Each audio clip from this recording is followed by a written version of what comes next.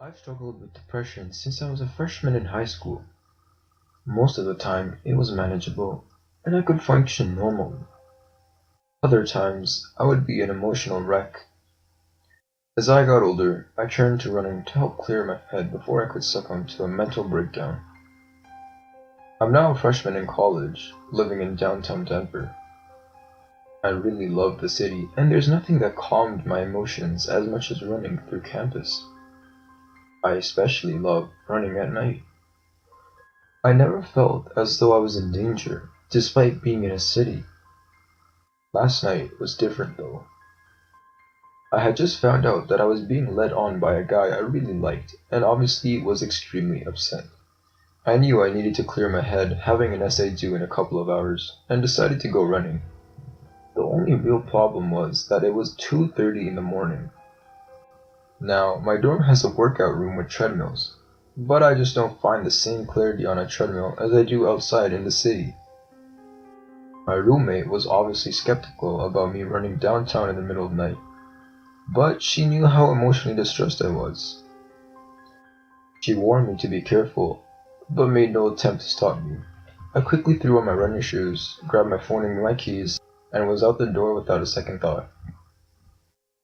It was absolute bliss. The air was crisp, the city lights were beautiful, and the moment my feet hit the pavement, I began to feel better. I had the 1975 blasting in my ears, and with every pump of my legs, my problem seemed to grow more and more distant. I slowed down to take a Snapchat of my 2 a.m. run, wanting everyone else to be able to appreciate the beauty of the silent city. By this point, I was running past one of my school's parking garages. I captioned my Snapchat with the time, 2:44 a.m. to be exact, and I sent it to my story. The moment I locked my phone and looked up, a huge man had jumped onto the sidewalk in front of me. I was confused, having no idea where he had sprung from.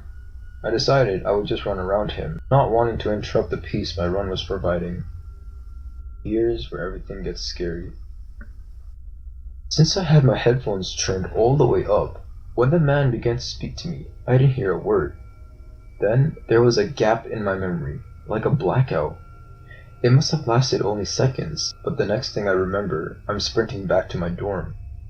I don't know why I suddenly felt the need to run away, but I knew something was horribly, horribly wrong, and I needed to get far away from this man.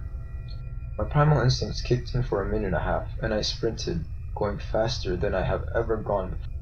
I felt so exposed. I didn't know if this man was chasing me. I didn't know if he had a gun to shoot me in the back while I ran. For those few moments, I was unsure if I was going to make it back alive.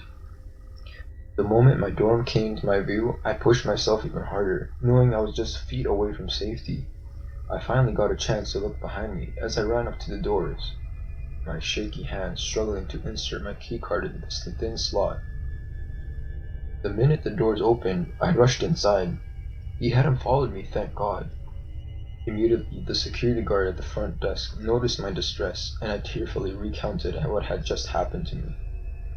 Her lack of concern was a little odd, but I assumed it wasn't a big deal since I hadn't been hurt. I quickly climbed the stairs to my dorm room, relieved that I had made it there at all. I had some slight back pain, but I chalked that up to pushing my body so hard.